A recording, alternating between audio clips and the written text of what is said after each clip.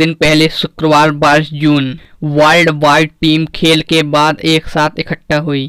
कल मेरा बर्थडे है, चलो प्रैक्टिस के बाद थोड़ी देर के लिए थाम लुआंग जाए, लेकिन कोई भी अपने माता पिता को नहीं बताएगा वरना हमें परमिशन नहीं मिलेगा। थाम लुआंग यह सोती हुई औरत की महान गुफा जो कि प्राचीन चूना पत्थर की परतों से घिरा 6 मील का टेढ़ा मेढ़ा रास्ता है। छोटे से माय साई शहर में म्यांमार, लाओस, थाईलैंड की सीमा से जुड़ा एक इलाका है जिसे गोल्डन ट्रायंगल के नाम से भी जाना जाता है, जहां से होती है अफीम की तस्करी। उन्हीं पहाड़ियों में दफन था गुफा का एकमात्र प्रवेश। पहला दिन शनिवार 23 जून। पीरपत सोमपिंग जई के पिता उस दिन जल्दी उड़ गए। जन्मदिन की ढेरों ढेरों मुबारक मेरे बेटे नाइट। अच्छा, आज शाम को तुम्हारे 16वें जन्मदिन की पार्टी पर सब आने वाले हैं, याद है ना? फुटबॉल से थोड़ा जल्दी आ जाना। धन्यवाद पिताजी, मैं उन्हें बता नहीं सकता कि आज मुझे थोड़ा लेट होने वाला है। रोज की तरह प्रैक्टिस के बाद बच्चों ने अपना लंच किया। कोच एक, मेरा जन्मदिन है, प्लीज हमें 1 घंटे के लिए गुफा के अंदर जाने दीजिए ना, प्लीज। अरे बेटा, आज बारिश हो सकती है। कोच एक कपोल चांतावोंग म्यांमार के शान लोगों में से आते हैं। 10 की उम्र में यतीम वो एक भिक्षु बन गए और लड़कों को अपने बच्चों की तरह चाहते थे। वे सभी गुफा की ओर निकल दिए, साइकिल को पार्क किया, अपना सामान रखा और गुफा के अंदर गायब हो गए। उन्हें क्या पता था कि ये 1 घंटा उनकी जिंदगी का सबसे लंबा घंटा होने वाला है। उसी शाम पीरपत सोमपिंग जई का पूरा परिवार जश्न मनाने के लिए उनके गांव वियंग होम में इकट्ठा हुए। बारिश होने लगी। बाहरी मौसम से बेखबर अंदर लड़के मजे कर रहे थे जब तक पानी भरना शुरू नहीं हुआ। वहाँ ऊपर की तरफ चलो जल्दी। उन्होंने गुफा की ऊंची जगह पर जाकर शरण ली, जिसे पट्टाया बीच बोला जाता है। जाने अनजाने में वे गुफा के करीबन 4 मील भीतर तक पहुंच चुके थे। इस दौरान सारे मेहमान बर्थडे बॉय के इंतजार में थे। अरे ये बच्चे भी ना आजकल के, मगर फिर भी उनको जल्दी आ जाना चाहिए था। लेकिन दिन ढलता गया मगर उनकी कोई खोज खबर नहीं मिली। क्या आपका बेटा फुटबॉल के बाद घर पहुंचा? तो गड़बड़ थी, कुछ तो जरूर हुआ था। जैसे ही पता लगा कि सभी लोग गुफा गए थे, सारे माता पिता वहीं पहुंच गए। ये देखो, 13 की 13 बाइक तो यहीं पर है। इसका मतलब बच्चे यहीं कहीं होंगे। गुफा के अंदर सब इंतजार कर रहे थे कि कब पानी उतरे और वे घर पहुंचे। चिंता मत करो बच्चों, पानी जल्द ही निकल जाएगा। जैसे जैसे रात गुजरती गई, हर एक बच्चे बस एक ही बात सोच रहा था। जब माँ को पता चलेगा कि हम बिना इजाजत गुफा में फंसे हुए थे तो वो तो मुझे मार ही डालेंगी। दूसरा दिन रविवार 24 जून। नरगोकसाक ओसोटारनाकोन मिशन प्रमुख और चियारांग प्रांत के राज्यपाल ने कुछ भी समय बर्बाद नहीं किया। जल्दी जल्दी गुफा से पानी निकालो, जल्दी जल्दी पंप लाओ। बड़े बड़े नीले नॉयलॉन पाइप लाए गए। जनरेटर की सहायता से 120 लाख लीटर प्रति घंटे की रफ्तार से पानी निकालना शुरू हुआ। सुबह तक थाई नौसेना के 6 गोताखोरों ने दिन रात एक कर दी। गोताखोरों ने अपनी खोज तो शुरू की, लेकिन धाराओं की ताकत उनके डाइविंग मास्क को जगह पर रहने ही नहीं देती थी। यहाँ पे करंट बहुत तेज है, ऐसे ज्यादा अंदर नहीं जा सकेंगे, कुछ तो करना होगा। जितना पानी बोतलों में लाए थे वो अब खत्म हो गया था। मुझे बहुत प्यास लगी है। जमीन का पानी मिट्टी से भरा हुआ है, उसे पी नहीं सकते। हाँ, पर वो देखो, स्टैलेक्टाइट से जो पानी टपक रहा है। यहाँ नीचे खड़े हो जाओ और पानी पियो, ये बिल्कुल साफ पानी है। लड़कों ने आखिरी बार खाना गुफा के अंदर जाने से पहले खाया था और अब उनके पेट में चूहे दौड़ रहे थे। बेटा घबरा मत, मेरे पास थोड़ा खाना है। कोच एक, आप क्यों नहीं खाते? खुद कुछ नहीं खाए। भिक्षु होते हुए कोच एक को लंबे उपवास रखने की आदत थी। अब उनका ज्ञान काम आया। अच्छा ध्यान से सुनो, जैसे मैं कहूँ ठीक वैसे ही सांस लेना। ये श्वास तकनीक शरीर में ताकत को बचाए रखेगी और मेटाबॉलिज्म को धीमा करने में मदद करेगी। तीसरा दिन सोमवार 25 जून। गुफाओं में फंसे बच्चों की खबर अब दुनिया भर में फैल चुकी थी। संसार के हर कोने से 1500 पत्रकार पहुंच गए। अमेरिकी वायुसेना ने एक जीवित विशेषज्ञ और एलीट संचालक टीम को तैनात किया। फ्रांसीसी, ब्रिटिश और ऑस्ट्रेलियाई गोताखोर आए। वहीं दूसरी तरफ बौद्ध भिक्षु हर शाम परिवारों के साथ मिलकर प्रार्थना करवाने आए। माँ बाप गुफा से हटने का नाम ही नहीं ले रहे थे जब तक कि उनके बेटे बाहर नहीं आ जाते। प्लास्टिक की कुर्सी, खटिया, जमीन वे कहीं भी लेट जाते थे। एक मालिश स्कूल ने अपने छात्रों को थके हुए परिवारों, स्वयंसेवकों और सेना को मुफ्त में मालिश देने के लिए भेजा। जल्द ही मिट्टी में गड़ा एक छोटा सा तंबू शहर बन गया, जहाँ पर खाना पीना, नूडल्स और एनर्जी ड्रिंक्स बिकने लगे। अंदर खाना तो खत्म हो चुका था, लेकिन फिर भी लड़के बाधाओं से जूझ रहे थे। देखो बच्चों, धीरज रखो। आपके माता पिता हमें जरूर खोज निकालेंगे। खाने के बिना आदमी महीनों तक रह सकता है, लेकिन पानी के बिना नहीं। और हमारे पास पानी भरपूर है, कुछ नहीं होगा, चिंता मत करो। दिन 4, 9 जून, 26, 30, 1 जुलाई। भूवैज्ञानिक ने विद्युत प्रतिरोधकता तकनीकों का उपयोग किया और मैपिंग विशेषज्ञों ने उसका 3D मानचित्र बनाकर डेटा को समझा। उन्होंने पता लगाया कि कहां-कहां से बारिश का पानी खड्डों द्वारा गुफाओं में भर रहा था। अब समझ में आया कि क्यों 1000 लाख लीटर पंप करने के बावजूद गुफा में पानी कम नहीं हो रहा। पहाड़ी पानी को गुफे में भरने से रोकने के लिए बांध बनाकर दूसरी दिशा में भेजा, जिससे आसपास के किसानों की धान की फसलें बर्बाद हो गईं। हम बच्चों की हिफाजत के लिए कुछ भी नुकसान उठाने के लिए तैयार हैं। लेकिन अब एक और मुसीबत थी। गुफा के नक्शे के बिना वे अंधे थे। ये समस्या भी हल हुई जब 1987 के फ्रांसीसी आलेख उनके हाथ लगे। उनकी कोशिश रंग लाई और कड़ी बरसात के बावजूद गुफे में पानी का स्तर उतरा। गोताखोर अब बिना रुकावट बच्चों को ढूंढने में लग गए। जल्द ही ये क्या है? पैरों के निशान, हाथों के निशान। ऐसा लगता है कि वो यहीं कहीं होंगे। वे गुफा में उम्मीद से ज्यादा अंदर थे। हमें और आगे जाना होगा। वो एक मोड़ पर थे, जहां से एक रास्ता बाईं ओर जा रहा था और दूसरा दाईं ओर। सिर्फ एक रास्ता सही हो सकता था। ऊपर, जो रास्ता ऊपर की तरफ जा रहा है ना, वे उसी रास्ते से गए होंगे। इस बीच कोच एक ने लड़कों के हिलने डुलने पर पाबंदी लगा दी, ताकि वे अपनी शक्ति बरकरार रख सकें और भूख पर काबू पा सकें। बाहर गुफा में घुसने के अलग रास्तों की तलाश हुई। हमने पश्चिमी इलाके को पूरी तरह से देख लिया है। लगता है कि गुफा में जाने का कोई और रास्ता नहीं है। सोमवार 10वां दिन, देर रात 10 बजे। ब्रिटिश गोताखोरों की जोड़ी रिचर्ड स्टैंटन और जॉन वेथलेन अपनी रस्सी के आखिरी भाग पर पहुंच चुके थे। छोड़ी हुई रस्सी की मदद से गोताखोर वापसी का रास्ता पा सकते थे। जैसे ही वे वापस लौटने लगे, जैनसन ने हमेशा की तरह इंसान की गंध हवा में सूंघने की कोशिश की। मुझे इंसानी गंध आ रही। उन्हें देखने से पहले वो जानते थे कि उन्हें बच्चे मिल चुके हैं। देखो, वो रहे। गुफा की गहराइयों में 4 मील के अंदर सूखी जमीन पर वे एक साथ बैठे थे। कितने हो तुम सब? एक ही लड़का, जिसका नाम अदुल था, जिसे अंग्रेजी बोलना आता था, इस सवाल को समझ पाया।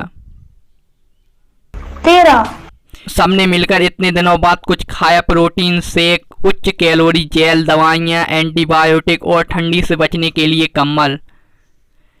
11वां दिन, जुलाई 30, मंगलवार। जब दुनिया जागी तब बस एक ही खबर थी। बच्चों ने अपने चिंतित माता पिता को आश्वासन देना चाहा। हमने अपने माता पिता को एक पत्र लिखा है, क्या आप उन्हें दे सकते हैं? चिंता मत करो, मैं बस 2 हफ्ते के लिए गायब हो गया था। माँ और पापा को मैं बहुत चाहता हूँ, मैं ठीक हूँ। कोच एक, जिनका अपना कोई परिवार नहीं था, उन्होंने सबसे माफी मांगी। सभी लड़कों के परिवार से मैं विनती करता हूँ, मेरी वजह से आप लोगों के बेटे आज खतरे में हैं। मैं अपनी ओर से उनका ध्यान रखने में कोई कसर नहीं छोड़ूंगा। हो सके तो मुझे माफ कर दीजिएगा। 12वां दिन, जुलाई 4, बुधवार।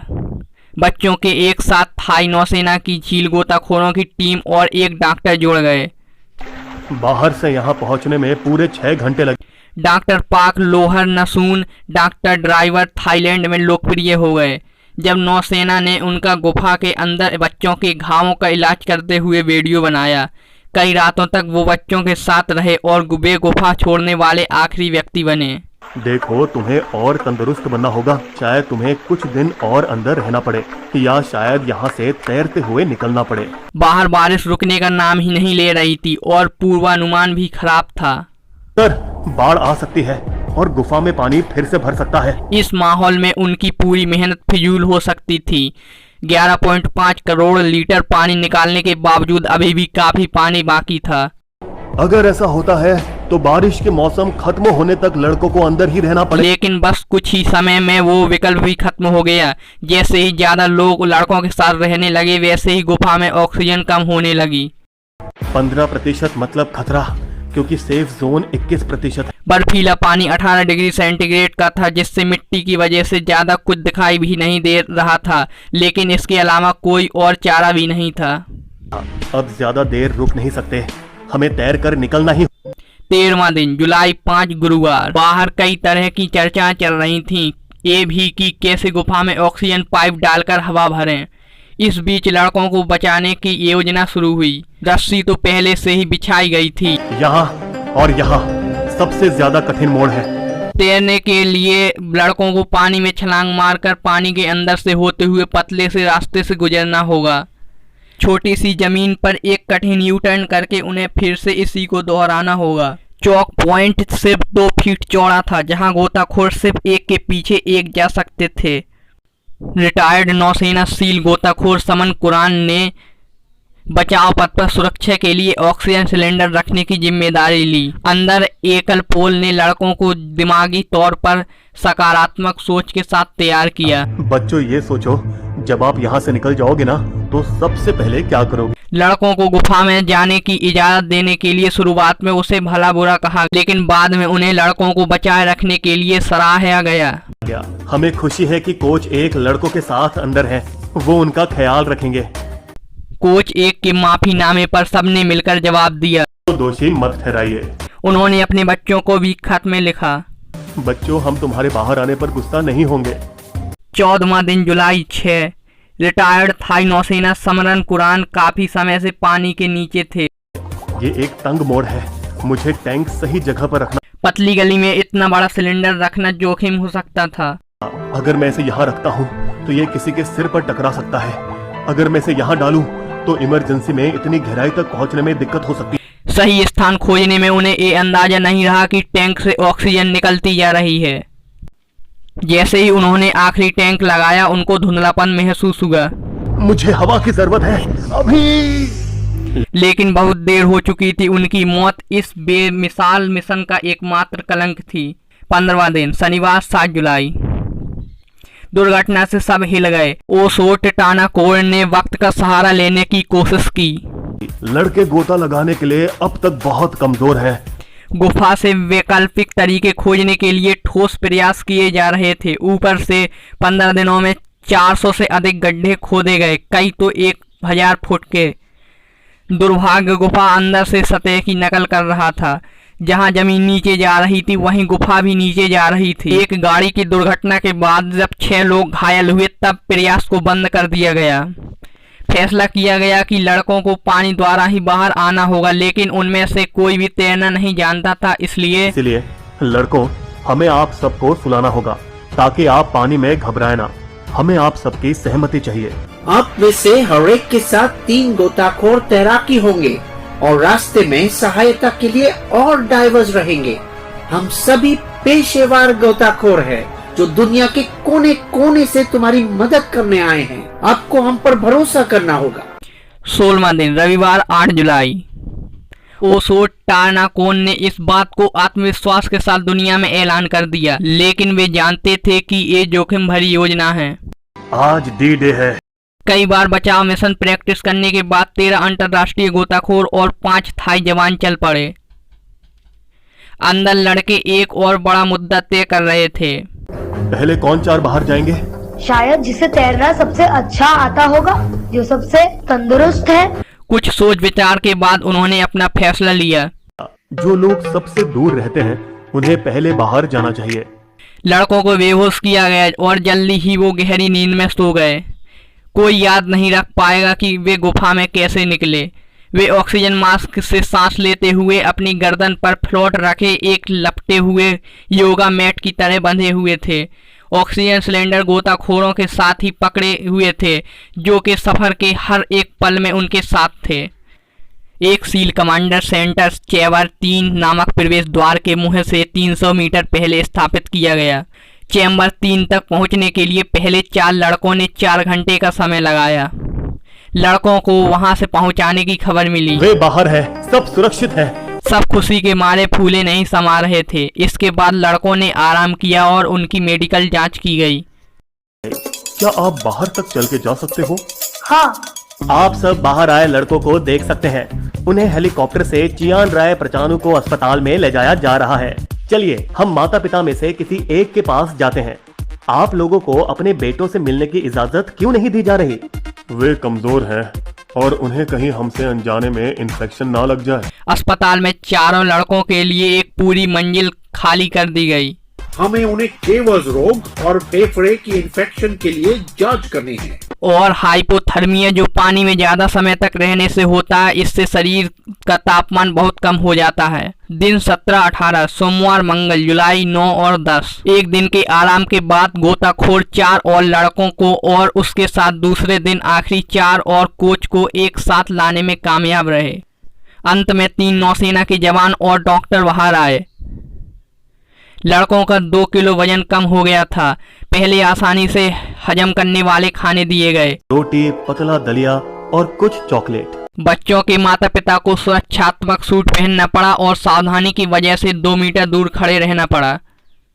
अस्पताल में ही लड़कों ने शहीद गोताखोर समर कुरान को श्रद्धांजलि अर्पित की, जो उन्हें बचाने की कोशिश में अपनी जान गंवा बैठे। उनके परिवार को हमारी वजह से सदमा सहना पड़ा है। बाद में उन्होंने गोताखोर की स्मृति को सम्मानित करने के लिए भिक्षुओं की तरह 11 दिन बिताए। उनकी विधवा के लिए मेरे दिल के असली हीरो हो। फंसे लड़कों को बचाने के लिए सभी गोताखोर अपनी जिंदगी में वापस चले गए। क्रिस जोएल इंग्लैंड में IT में काम करता है। मेरे पास बस कुछ कुशलता है जिससे मैं लोगों की मदद करता हूँ। मैं हीरो नहीं हूँ।